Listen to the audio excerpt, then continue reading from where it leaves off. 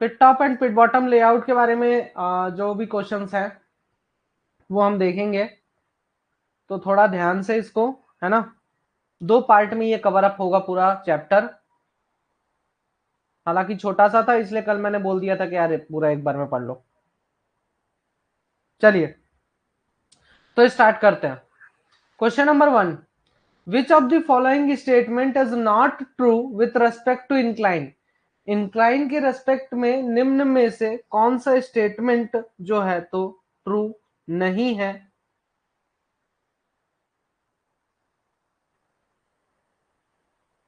It is a sloping road from surface to mineral deposit, या फिर made in deep underground mines. It is steeply dipping if locomotive not used in shallow underground mines. तो made in shallow if locomotive not used, made in shallow underground mines। तो basically आपका यहां पर ये बोलता है कि आपका अगर इंक्लाइन की हम बात करें, ठीक है, अगर हम इंक्लाइन की बात करते हैं तो उस केस में आपका कौन सा स्टेटमेंट सही नहीं है इंक्लाइन से रिलेटेड अगर मैं बोलूं तो इंक्लाइन एक स्लोपिंग रोड है। ये कह रहा है कि भाई इंक्लाइन एक ऐसी स्लोपिंग रोड है जो कि सरफेस से मिनरल डिपॉजिट को ज्वाइन करने का काम करती है, ठीक है। ये डीप अंडरग्राउंड माइंस में बनाया जाता है। ये एक ऐसी स्टीपली डिपिंग है, अगर ये स्टीपली डिपिंग है मतलब कि बहुत ज्यादा हाई ग्रेडियंट का है, ज्यादा ढलान वाला है, तो उस केस में हम लोकोमोटिव का इस्तेमाल नहीं करते हैं, ठीक है। अगर लोकोमोटिव का इस्तेमाल नहीं कर रहे हो तो इसको स्टीपली डिपिंग आप बना लो।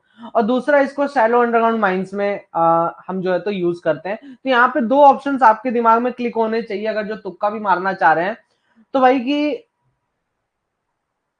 क्या बोल रहा है, 2 चीजों में तुक्का मारना चाह रहे हैं तो कहां पे होगा, एक तो ये वाला पॉइंट हो जाएगा पॉइंट बी और पॉइंट डी। अब इसमें ये होता है कि भाई अंडरग्राउंड माइंस में होगा कि अंडरग्राउंड माइंस में डीप के लिए होगा कि शैलो डेप्थ के लिए होगा। तो बेसिकली जब डीप अंडरग्राउंड माइंस होती है तो वहां पर हम क्या बनाते हैं, डीप अंडरग्राउंड माइंस में हम वहां पर तो शाफ्ट का फॉर्म बनाते हैं, ठीक है। तो यहां पर ये जो है, ये वाला स्टेटमेंट जो है रॉन्ग है, ठीक है, ट्रू नहीं है।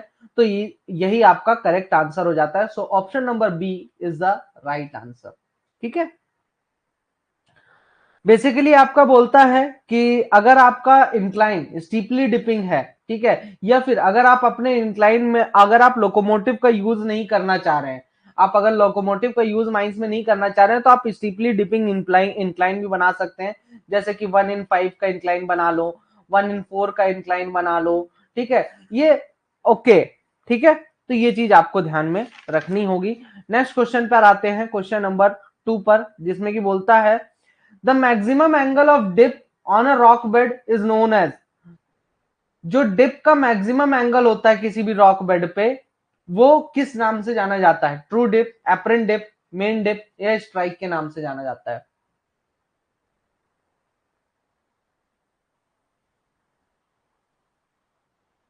तो इसका करेक्ट आंसर हो जाता है true dip is the right answer, ठीक है। Very good everyone. तो आपका जो मैक्सिमम एंगल होता है डिप का, ठीक है, उसको हम बोलते हैं ट्रू डिप। ये आपके स्ट्राइक के 90 डिग्री के एंगल पे होता है। स्ट्राइक से इसका जो एंगल बनता है वो 90 डिग्री का एंगल बनता है। नेक्स्ट क्वेश्चन है क्वेश्चन नंबर 3, जिसमें बोलता है ट्रू डिप के अलावा अगर किसी और डायरेक्शन में मैंने डिप मेजर किया है तो उसको क्या कहा जाएगा। ट्रू डिप के अलावा अगर किसी और डायरेक्शन में मैंने डिप मेजर किया है तो उसको क्या कहा जाता है, true dip, apparent dip, main dip या स्ट्राइक कहा जाता है। तो यहाँ पे option number 2 is the right answer, apparent dip कहा जाता है उसको। नेक्स्ट क्वेश्चन है क्वेश्चन नंबर 4, जिसमें बोलता है which of the following is formed if deposit is just about the general ground level. अगर आपका डिपॉजिट ग्राउंड लेवल से जस्ट थोड़ा सा ऊपर है, ठीक है, ये मान लीजिए ग्राउंड लेवल है और यहां पर आपका कहीं डिपॉजिट है, तो ग्राउंड लेवल से ऊपर है आपका डिपॉजिट अगर, तो उस केस में आप किस चीज क्या बनाएंगे, इंक्लाइन बनाएंगे, शाफ्ट बनाएंगे, एडिट बनाएंगे, या इनमें से कुछ नहीं बनाएंगे, ठीक है। तो ग्राउंड लेवल से जब भी हमारा डिपॉजिट थोड़ा सा ऊपर होता है, जैसे कि पहाड़ पे हो गया हमारा डिपॉजिट, तो उस केस में हम क्या बनाते हैं, हम एडिट बनाते हैं। जो कि ऊपर की तरफ रेज होता है, एडिट बनाते हैं जो कि ऊपर की तरफ रेज होते हुए जाता है, वो भी एकदम स्लाइट एंगल के साथ, हल्का हल्का एंगल के साथ जो है तो ऊपर की तरफ ढलान में जाता है। ठीक है, तो ये ध्यान में रखिएगा। इंक्लाइन का साइज अगर आपसे कभी कोई पूछ ले तो याद रखिएगा, इंक्लाइन का साइज 4.2 मीटर वाइड होता है एंड 2 मीटर उसकी हाइट होती है। ठीक है, इंक्लाइन की साइज। अगर आप किसके लिए, किस पर्पस के लिए इंक्लाइन का इस्तेमाल कर रहे हो, फॉर हॉलेज, फॉर हॉलेज या फिर एंड कन्वेयर, एंड कन्वेयर के लिए अगर आप इंक्लाइन का अगर इस्तेमाल कर रहे हो तो। अगर आप इंक्लाइन के लिए किसका इस्तेमाल, इंक्लाइन का इस्तेमाल किस चीज के लिए कर रहे हो, ट्रैवलिंग के लिए, ट्रैवलिंग के लिए, तो उस केस में 2 बाय 2 का होना चाहिए, 2 मीटर इंटू 2 मीटर का आपका क्या होना चाहिए, इनका इंक्लाइन होना चाहिए। ये इंक्लाइन की साइज थोड़ा बहुत याद रखना है। ठीक है, नेक्स्ट क्वेश्चन पे आते हैं। मतलब मैं बीच बीच का भी बताते जा रहा हूँ क्या क्या चीजें होती है, तो इससे आपका रिवीजन भी होता जाएगा। Which of the following is also known as main shaft या फिर ऑक्सिलरी शाफ्ट, निम्न में से किसे मेन शाफ्ट या फिर ऑक्सिलरी शाफ्ट के नाम से भी जाना जाता है, इंक्लाइन, एडेड शाफ्ट, स्टैपल पिट, इंक्लाइन, एडेड शाफ्ट, स्टैपल पिट।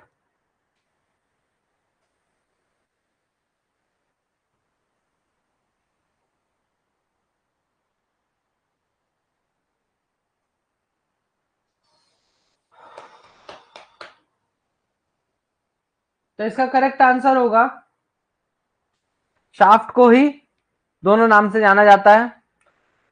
ठीक है, मेन शाफ्ट या फिर ऑक्सिलरी शाफ्ट के नाम से जाना जाता है। यार स्टैपल पिट कहां से हो जाएगा, स्टैपल पिट आपका मेन शाफ्ट होता है क्या, इंक्लाइन आपका शाफ्ट है। Option number A right answer बता रहे हो। ठीक है, option number C is the right answer.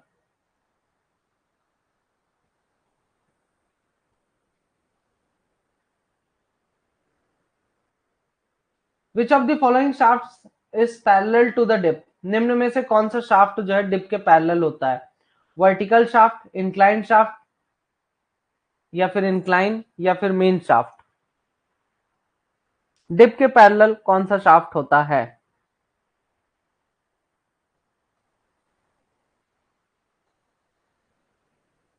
Dip के पैरेलल हमेशा आपका इंक्लाइंड शाफ्ट होता है। ठीक है, option number B is the right answer. देखिए आपका जो मेन शाफ्ट होता है, नहीं इससे क्वेश्चन बने हुए ना, बताऊंगा जाओ। ठीक है, तो आपको क्या ध्यान में रखना है कि डिप के पैरेलल हमेशा कौन सा शाफ्ट होता है, इंक्लाइंड शाफ्ट आपका डिप के पैरेलल होता है। ठीक है, ये आपका डिप हो गया, और इसी के इंक्लाइंड आपने अगर शाफ्ट बनानी, इंक्लाइंड शाफ्ट बना दी तो जस्ट इसके पैरेलल ही ये बनेगा। ठीक है, नेक्स्ट क्वेश्चन है क्वेश्चन नंबर 7, जिसमें कि बोलता है which of the following is used for mineral hosting, mineral hosting के लिए निम्न में से किस कौन सा शाफ्ट का इस्तेमाल किया जाता है, main shaft, auxiliary shaft, incline shaft या वर्टिकल शाफ्ट। निम्न में से मिनरल होस्टिंग के लिए कौन से शाफ्ट का इस्तेमाल किया जाएगा, तो यहाँ पर मिनरल होस्टिंग के लिए मेन शाफ्ट का इस्तेमाल किया जाता है। नेक्स्ट क्वेश्चन है क्वेश्चन नंबर 8, जिसमें कि बोलता है for which of the following purposes auxiliary shaft is not use, निम्न में से किस पर्पस के लिए ऑक्सिलरी शाफ्ट का इस्तेमाल नहीं किया जाता है, man binding, ventilation, material transport, स्टोइंग या फिर मिनरल बाइंडिंग।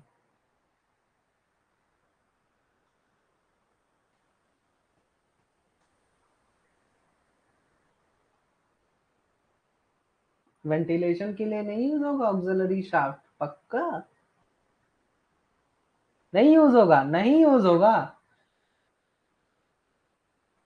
अरे भाई नॉट लिखा है, नॉट, नॉट मतलब कि वेंटिलेशन के लिए यूज होता है, मैन वाइंडिंग के लिए भी यूज होता है, मटेरियल का ट्रांसपोर्ट करने के लिए, मटेरियल इन द सेंस आपका ये जो कोयला, कोयला वगैरह नहीं, आपका बेसिकली जैसे टिम्बर हो गया, प्रॉप्स हो गया, और भी जो मटेरियल अंदर ले जाना रहता है जरूरी सामान, उसके ट्रांसपोर्ट के लिए इसका इस्तेमाल कर सकते हो।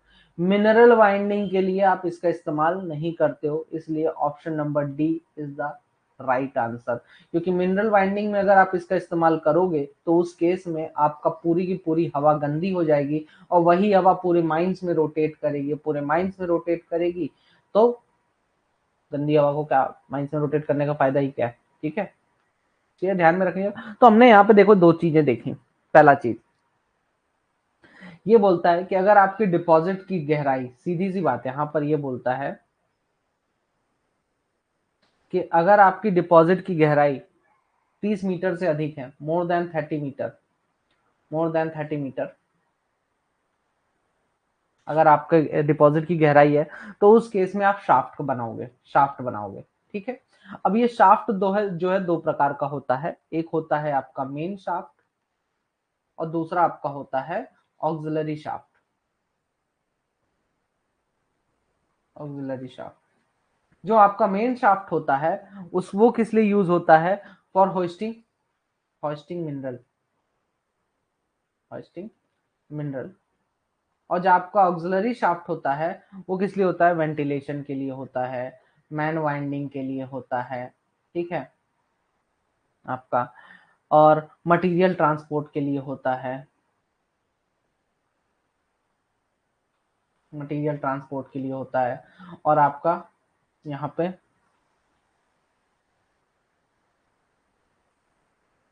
स्टोइंग के लिए भी इसका इस्तेमाल किया जाता है। स्टोइंग का जो मटेरियल है उसका इसी में पाइप जो है तो बिछाई जाती है, ऑक्सिलरी शाफ्ट में ही इसकी पाइप बिछाई जाती है। तो इतना चीजें आपको जो है तो ध्यान में रखना है। ठीक है।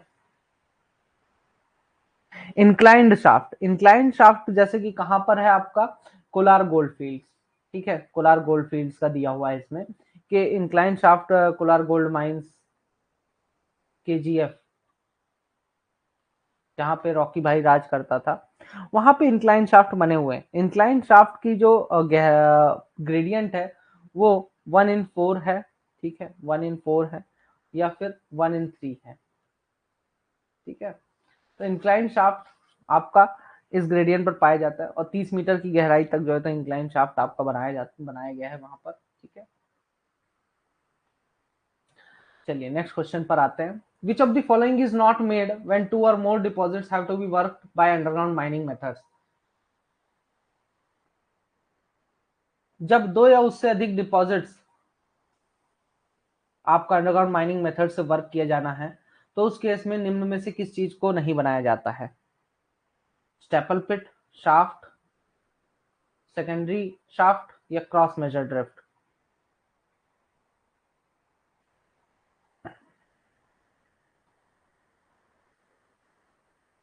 जब दो या दो से अधिक डिपॉजिट्स को में हमें अंडरग्राउंड माइनिंग मेथड से काम करना है तो उस केस में हम दो इनमें से कौन सी चीज नहीं बनाएंगे?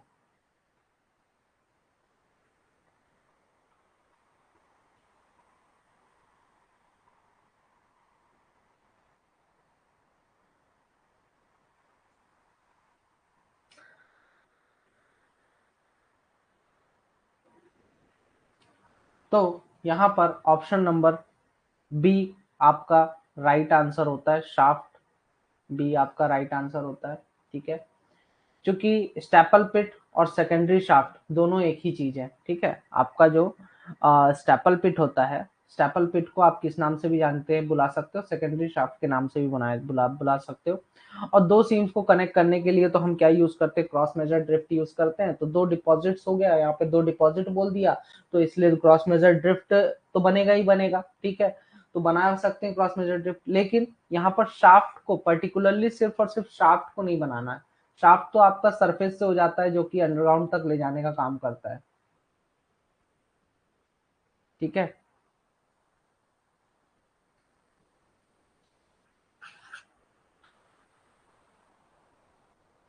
हम बंदे हैं प्यार के। A vertical shaft from one underground working place to another underground working place but does not extend to the surface is known as। ऐसा वर्टिकल शाफ्ट जो कि एक अंडरग्राउंड वर्किंग प्लेस को दूसरे अंडरग्राउंड वर्किंग प्लेस से connect करता है उसको क्या कहते हैं? Blind shaft, cross measure drift, main shaft या ऑक्सिलरी शाफ्ट? पक्का? अरे उसको स्टेपल की पिट कहते हैं जी, स्टेपल पिट, स्टेपल पिट। ये थोड़ी है।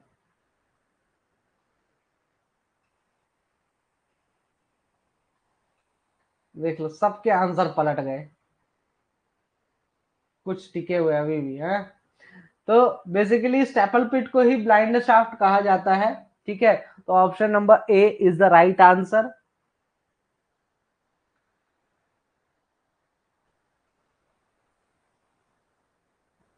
ठीक है। हाँ, क्वेश्चन नंबर 9 का समझ में नहीं आया किसी को? कोई भाई है मेरा?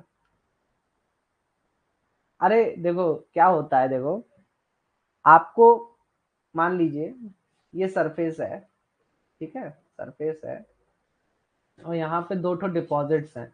अब इन दोनों डिपॉजिट्स को ज्वाइन करना है, तो मैं या तो यहाँ पे वर्टिकल शाफ्ट बनाऊंगा, और उसको स्टेपल पिट भी बोल सकते हैं अपन, सेकेंडरी शाफ्ट भी बोल सकते हैं, ठीक है। लेकिन ये दो वर्किंग्स को, लेकिन है तो डिपॉजिट्स ही, दोनों डिपॉजिट्स को वर्किंग कर रहे हो, मतलब दो डिपॉजिट्स में ही तो वर्किंग कर रहे हो, तो ज्वाइन करने के लिए स्टेपल पिट बना सकते हो। या फिर आप क्या बना सकते हो, एक ऐसा इंक्लाइन रोडवे बना दो जो दोनों को ज्वाइन करता हो, तो उसको मैं बोल दूंगा क्रॉस मेजर ड्रिफ्ट। अब स्टेपल पिट को सेकेंडरी शाफ्ट के भी नाम से जाना जाता है, लेकिन अगर मैं बात करूं सिर्फ शाफ्ट की, तो ये ऑप्शन आपका करेक्ट क्यों जाता है, क्योंकि यहाँ पे नॉट मेड, इसको नहीं बनाते हैं हम इस पर्टिकुलर कार्य के लिए, इसको तो हम बनाते हैं नॉर्मली कि ऊपर से लेके नीचे तक एंट्रेंस के लिए बनाते हैं, ठीक है। तो चलो ठीक है, यहाँ पर ये चीज समझ में आ गई। स्टेपल पिट को ही ब्लाइंड शाफ्ट के नाम से जाना जाता है, और ये दो अंडरग्राउंड वर्किंग को जोड़ने का काम करता है, वन अबव द अदर, ठीक है, और ये सरफेस तक नहीं जाता। नेक्स्ट है क्वेश्चन नंबर 11, और जिसको नहीं समझ में आ रहा है तो प्लीज आज का लेक्चर जो है तो ईएमटी का देख लें, उसमें बड़ा प्रेम से समझाया हूं, ठीक है। Which of the following is not correct for an underground roadway for connecting two और मोर कोल सीम्स? बाप रे, निम्न में से कौन सी चीज करेक्ट नहीं है अंडरग्राउंड रोडवे के लिए? अरे, today's class is suspended. Underground roadway के लिए दो या दो से अधिक कोल सीम्स को कनेक्ट करने के लिए जो कि यूज होता है, तो क्रॉस मेजर ड्रिफ्ट, या फिर ड्रिफ्ट, या फिर ब्लाइंड शाफ्ट, या फिर ब्रेविटी। तो सिंपल सी बात है, क्रॉस मेजर ड्रिफ्ट बोल लो, चाहे ड्रिफ्ट बोल लो, चाहे ब्रेविटी बोल लो, बात एक ही है। ऑप्शन नंबर सी आपका राइट आंसर हो जाता है, क्योंकि ये है स्टेपल पिट, ठीक है।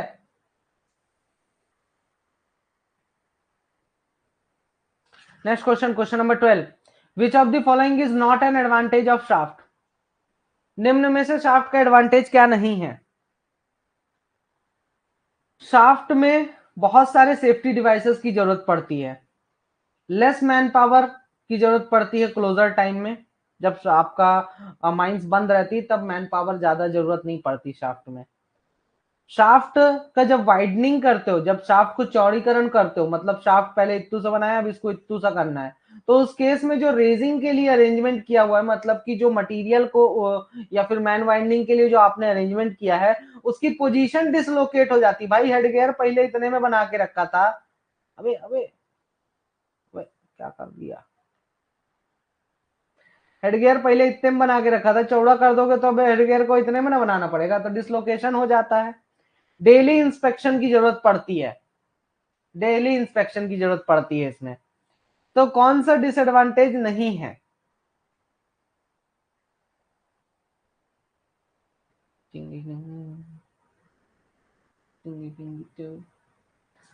तो बेसिकली ये डिसएडवांटेज में नहीं आता है, ठीक है। बेसिकली क्या होता है कि ऑप्शन नंबर बी में आपका जब माइंस बंद रहती है तो आपको शाफ्ट में जो है तो बहुत ज्यादा मैन पावर की जरूरत पड़ती है, ठीक है, मतलब मैन पावर बेसिकली रखना ही पड़ता है। देखो शाफ्ट के लिए, वाइंडिंग के लिए आपका कंटिन्यूसली, अब भाई इंस्पेक्शन करने जाएगा जो भी बंदा, तो उसके लिए मैन वाइंडर तो होना चाहिए, वाइंडिंग इंजन मैन तो होना चाहिए, तो इसलिए आपको ज्यादा जरूरत पड़ती है, ठीक है। वहीं पे अगर मैं इंक्लाइन की बात करूं, देखिए पहले मैं दो चीज के बीच में डिफरेंस समझा देता हूं, तो आपको ये वाला क्वेश्चन समझ में आ जाएगा। देखो, अगर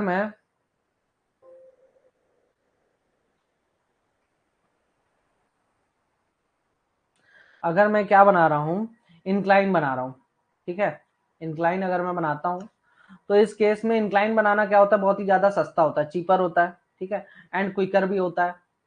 ये सब पहले बता चुका हूँ, सस्ता और जल्दी होता है, इसमें ज्यादा स्किल्ड वर्कर की जरूरत नहीं पड़ती इंक्लाइन के लिए, skilled man not required. Not required, इसमें स्किल्ड मैन की जरूरत नहीं पड़ती है। इसमें जो वर्कर्स होते हैं, man can travel easily, workers आसानी से ट्रेवल करते हुए, घूमते फिरते टहलते हुए जो है तो अंदर जा सकते हैं, ट्रेवल इजिली फ्रॉम सरफेस या फिर टू द सरफेस, ठीक है, सरफेस से नीचे भी जा सकते हैं, नीचे से सरफेस पर भी आ सकते हैं, तो ये ट्रेवल करना आसान है, ठीक है। माइंस बंद होने पर ज्यादा मैन पावर की जरूरत नहीं पड़ती, क्योंकि कोई भी बंदा जो है तो टहलते हुए जाएगा, इंस्पेक्शन करके चला आएगा, ठीक है। माइंस बंद होने पर, क्लोज होने पर, माइंस क्लोज होने पर लेस मैन पावर की जरूरत पड़ती है, ठीक है, कम से कम मैन पावर में काम हो जाना है आपका, ठीक है। ये शाफ्ट के मुकाबले ज्यादा सेफ होता है, ठीक है। अब इसमें मेंटेनेंस और रिपेयर्स जो है तो चीपर भी होते हैं और सस्ते भी होते हैं। मेंटेनेंस इसका जो है तो मेंटेनेंस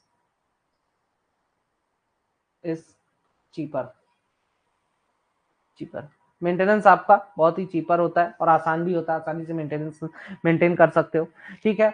हाई प्रोडक्शन होता है, इंक्लाइन की वाइडनिंग करने पर, इंक्लाइन की वाइडनिंग करने पर आपको हाई प्रोडक्शन मिलेगा, हाई प्रोडक्शन मिलेगा, ठीक है। Trackless mining by conveyors, conveyors की मदद से इस्तेमाल करोगे तो ट्रैकलेस माइनिंग भी कर सकते हो, ठीक है। तो ये फायदे हैं किसके, इंक्लाइन के। अगर मैं बात करूं यहीं पे शाफ्ट के, ठीक है, रिवीजन आया करा रहा हूँ यार, रिवीजन टाइप से लेके चलो इसको, ये ना बोलो कह रहे एमसीक्यू में ये क्या चला दिए, ठीक है। शाफ्ट की अगर मैं बात करूं तो कॉस्टली होता है, कॉस्टली महंगा पड़ता है भाई, टाइम टेकिंग भी होता है, हेडगियर का खर्चा अलग से, है ना, हेडगियर का खर्चा अलग से, भाई शाफ्ट को सिंकिंग में ही बहुत ज्यादा टाइम लगता है, हेडगियर का खर्चा अलग से, 70,000 रुपए लगता है 1 मीटर क्यूब का, 1 मीटर की गहराई में जाने के लिए 70,000 के आसपास खर्चा बैठ जाता है आपका, 1 मीटर की गहराई में जाना है तो। आपका वाइंडिंग अरेंजमेंट बहुत ही कठिन होता है इसमें, वाइंडिंग अरेंजमेंट अगर ये ब्रेक डाउन हो जाता है, if break down, if break down, तो इस केस में आपका क्या होता है कि पूरा का पूरा काम रुक जाना है माइंस का। ये ब्रेक डाउन हुआ, क्या होता है, ब्रेकडाउन अगर होता है तो आपका पूरा का पूरा काम रुक जाता है माइंस का, ठीक है। अगर माइंस एक दो दिन भी बंद रहता है, अगर माइंस एक दो दिन भी बंद रहता है तो इंस्पेक्शन और मेंटेनेंस के लिए वाइंडिंग हर वक्त रेडी रखना पड़ता है, ठीक है।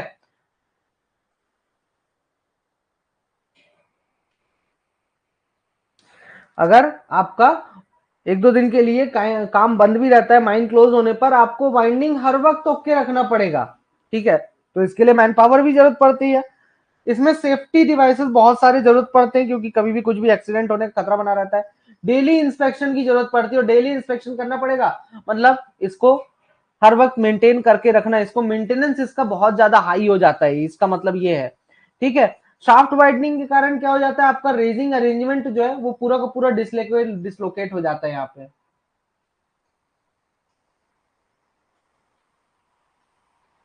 नहीं होनी है,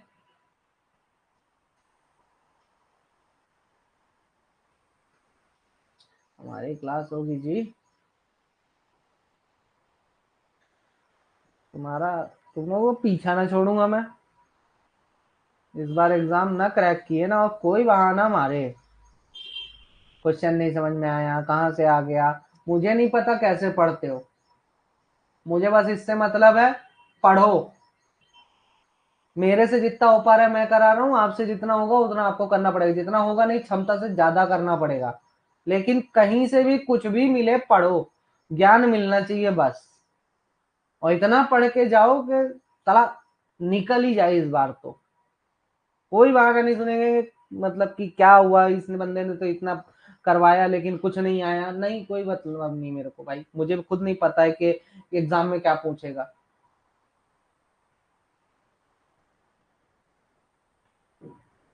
तो मैं क्या ही बताऊं, मैं तो अपनी तरफ से बस कोशिश कर रहा हूँ कि हाँ कुछ छूटे ना, और ये प्रैक्टिस सिर्फ इसलिए है आपके लिए ताकि एग्जाम हॉल में बैठ के ना कंफ्यूज मत हो।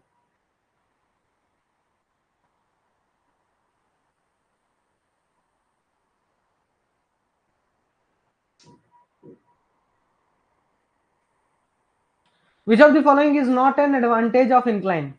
इंक्लाइन का एडवांटेज क्या नहीं है? Man can travel easily, travel to surface easily, side selection is limited to outcrop region. जो साइड सिलेक्शन है इसका सिर्फ आउटक्रॉप रीजन तक ही लिमिटेड होता है, ठीक है।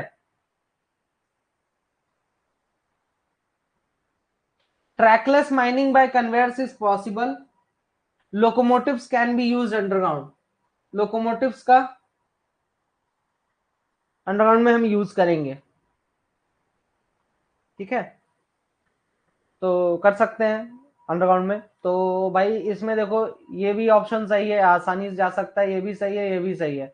ये एक डिसएडवांटेज है किसका, इंक्लाइन का, कि इंक्लाइन में ना दो डिसएडवांटेज होते हैं। कि सबसे बड़ी बात तो रेनी सीजन में मेक ऑफ वाटर बहुत ज्यादा होता है। अब देखिए जैसे कि फॉर एग्जांपल दोनों में कंपैरिजन समझिएगा, ये आपका शाफ्ट हो गया, ये आपका इंक्लाइन हो गया, ठीक है।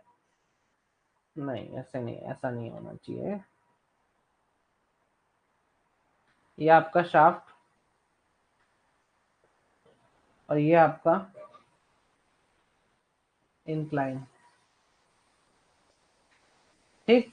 अब बारिश हो रही है तो बारिश के मौसम में आपको बस इतना सा एरिया शाफ्ट के केस में बचा के रखना पड़ेगा, ठीक है। इतना सा एरिया बचा लिए मतलब आपका पूरा का पूरा काम हो गया, आपको ज्यादा मेहनत नहीं करनी पड़ेगी।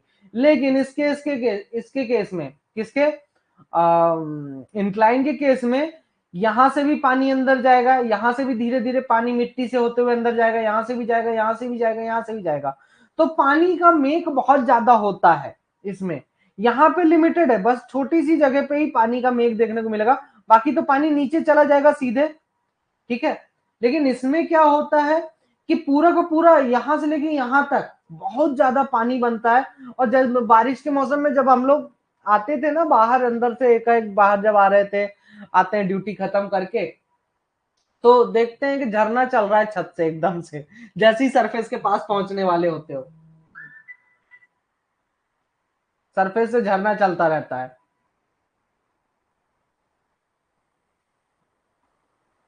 ठीक है।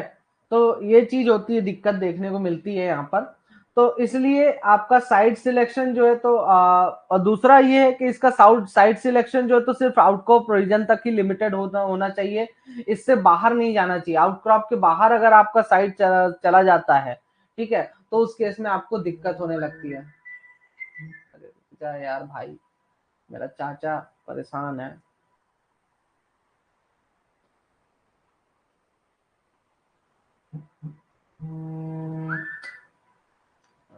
हेलो,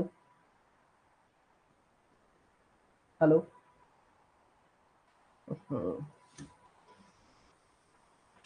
एक सेकंड मित्रों। हेलो, हाँ चाचा जी, मैं लगाता हूँ 2 मिनट से, क्लास ले रहा था। ये मेरा चाचा।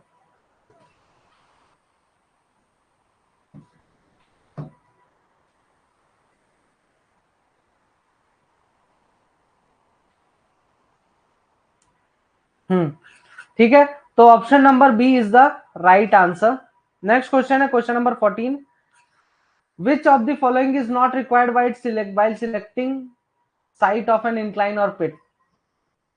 जब आप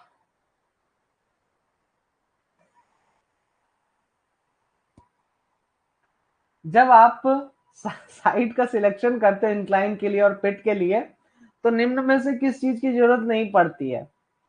आपका साइट हाईएस्ट फ्लड लेवल से ऊपर होना चाहिए, ठीक है। इंक्लाइन और shaft shall be situated far from the efficient transport. Costly land should be avoided. Surface transport of mineral from incline or pit to processing plant should be minimum.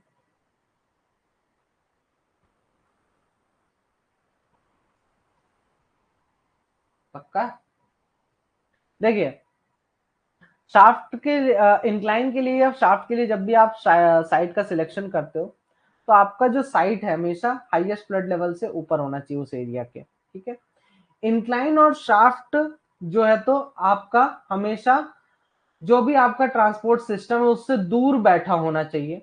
Costly land कभी भी नहीं खरीदना, ठीक है, वहां पर नहीं बनाना है शाफ्ट। और सरफेस ट्रांसपोर्ट जो है मिनरल का इंक्लाइन और पिट से प्रोसेसिंग प्लांट तक का, वो जितना भी कम हो सके वो डिस्टेंस, उतना कम डिस्टेंस रखना है। तो आपका भाई ये तो रॉन्ग आंसर हो जाता है ना, क्योंकि आपका इंक्लाइन और शाफ्ट के आसपास ही आपका ट्रांसपोर्ट सिस्टम होना चाहिए, तो ये जरूरी नहीं है, ठीक है, ये आपका रॉन्ग आंसर है, या फिर यूं कहे कि ये स्टेटमेंट ही गलत है, ठीक है। तो option number B is the right answer. Next question है क्वेश्चन नंबर 15, जिसमें को बोलता है in which of the following condition it is not required that shaft should have 1/3 area on dip side and 2/3 of on right side.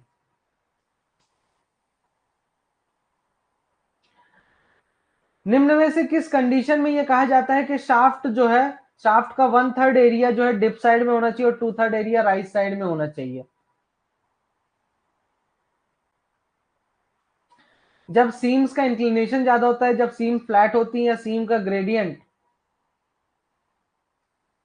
1/4 से ज्यादा होता है, या फिर सीम का ग्रेडियंट 1/3 होता है, तो कौन सी कंडीशन में शाफ्ट का जो एरिया है 1/3 डिप साइड में नहीं होगा और 2/3 राइट साइड में नहीं होगा?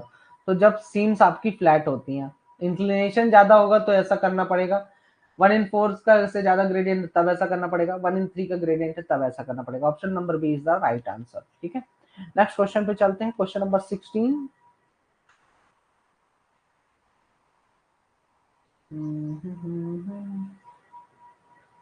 The distance between two outlet shall not be less than, दो आउटलेट्स के बीच की डिस्टेंस कितने से कम नहीं होनी चाहिए?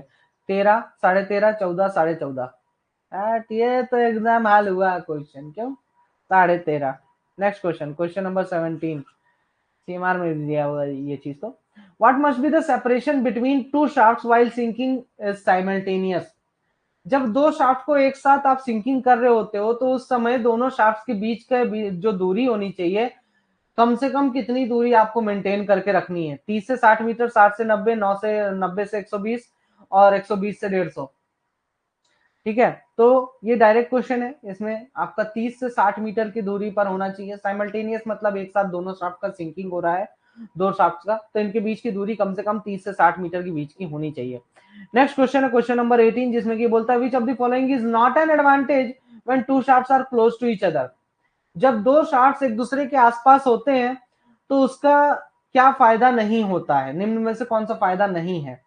आपका बॉयलर प्लांट जो है तो कॉमन हो जाता है, स्क्रीनिंग प्लांट एक ही रख सकते हो दोनों शाफ्ट के लिए, एक सिंगल ऑफिस से दोनों का काम चला सकते हो, आपका क्रशर प्लांट जो है तो कॉमन रख सकते हो। हाँ, तो कॉमन ऑफिस तो चाहे दूर दूर रहे चाहे पास पास रहे, ऑफिस तो कॉमन रख ही सकते हो यार, ठीक है। नेक्स्ट क्वेश्चन है question number 19, what is the reason of extending shaft 5 metre below the decking level? जो शाफ्ट की डेप्थ है डेकिंग लेवल से 5 मीटर नीचे ले जाने का कारण क्या है? ताकि गाइड रोप्स का जो वजन है उसको अकोमोडेट किया जा सके। जैसे कि ये शाफ्ट हो गया, ये आपके गाइड रोप्स हैं। अब गाइड रोप्स जो है यहां से आप निकल जा रहे हो, ये आपका डेकिंग लेवल है, ठीक है, जहां से आप वर्किंग के पास जाओगे। गाइड रोप्स को लगातार एक वजन की मदद से तनाव पूर्ण रखा जाता है। अब ये जो वजन है उसको बोलते हैं चीज वेट, चीज वेट, ठीक है। तो ये जो चीज वेट है, ये आपका चीज वेट है, ये आपका नीचे ही रहेगा, ठीक है। संप बनाने के लिए मेन पर्पस होता है हमारा 5 मीटर नीचे अगर हम बना रहे हैं तो मेन पर्पस हमारा क्या है? संप बनाना है। या फिर जो केज है वो हमारा यहां तक आना चाहिए, मतलब कि यहां तक केज आ जाए। भाई डेकिंग लेवल के नीचे केज ले जाके क्या करोगे भाई? डेकिंग लेवल के नीचे केज ले जाके क्या करेंगे? बंदा तो यही डेकिंग लेवल पे उतरेगा ना, तो ऑल ऑफ द अबव तो नहीं होगा। लग ही रहा था मेरे को, जहां ये ऑप्शन दिए संप मतलब सब होगा।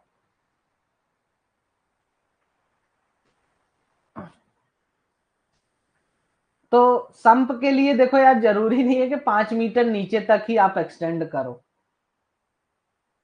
हवन करेंगे, करो, जरूरी है। भगवान की दया दृष्टि बनी रहनी चाहिए। Option number A is the right answer. ठीक है, संप के लिए कोई फिक्स नहीं है कि मतलब उतना ही होना चाहिए, 5 मीटर नीचे ही बनाना है। ठीक है, तो कंफ्यूज मत हो यार। चलो next question, question number 20। In which condition depth of shaft is 2 metre below decking level? किस कंडीशन में शाफ्ट की डेप्थ जो है डेकिंग लेवल से 2 मीटर हम रखते हैं नीचे, डेकिंग लेवल से 2 मीटर नीचे रखते हैं? है ना, लगता है ना सागर, पढ़ लिख के आता है तो लगेगा, या फिर कॉपी खोल के बैठा है। टू अकोमोडेट चीज weight of guide ropes, if guide ropes are attached to the girders,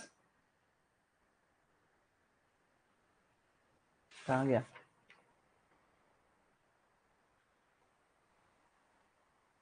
अगर आपके गाइड रोप्स गिर्डर से अटैच्ड होते हैं, गाटर से अटैच्ड होते हैं, तो उस केस में भी आपको जो है तो यहाँ पे आप फिर 2 मीटर का डेप्थ का ही जो है डेकिंग लेवल से 2 मीटर नीचे तक ही ले जाएंगे, है ना। अगर चीज वेट है तो 5 मीटर नीचे, अगर गाइड रोप्स जो है तो गिर्डर से अटैच्ड है तो उस केस में 2 मीटर नीचे तक। If skip binding is adopted, अगर स्किप बाइंडिंग अडॉप्ट करते हैं, तो स्किप बाइंडिंग के केस में 6 मीटर है, 6 मीटर बिलो डेकिंग लेवल। ठीक है, तो ये याद रखना भाई, चीज वेट के केस में 5 मीटर बिलो डेकिंग लेवल, अगर आपके गाइड ऑफ गिर्डर से अटैच है तो 2 मीटर बिलो डेकिंग लेवल, और अगर आपका स्किप बाइंडिंग है अडॉप्ट कर रहे हो तो उस केस में 6 मीटर बिलो डेकिंग लेवल।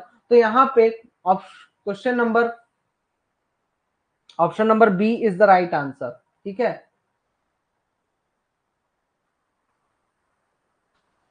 तो ठीक है, अभी के लिए इतना ही। बहुत फोन आ रहे हैं मेरे को, मैं जा रहा, बात बात कर लूं, है ना। होली का त्योहार है, शाम को मिलते हैं,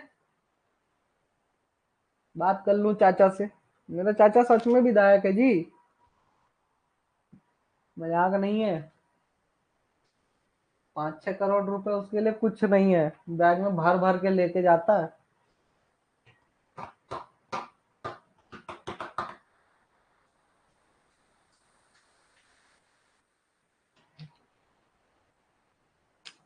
चलो, हैप्पी होली टू एवरीवन, और पढ़ाई करो यार।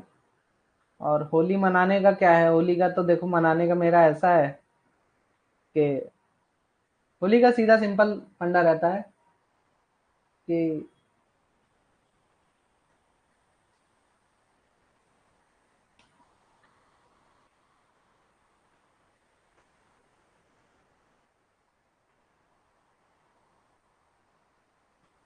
अगर कोई आके लगा दिया तो मना लेंगे, कोई आके नहीं लगाया तो सही है।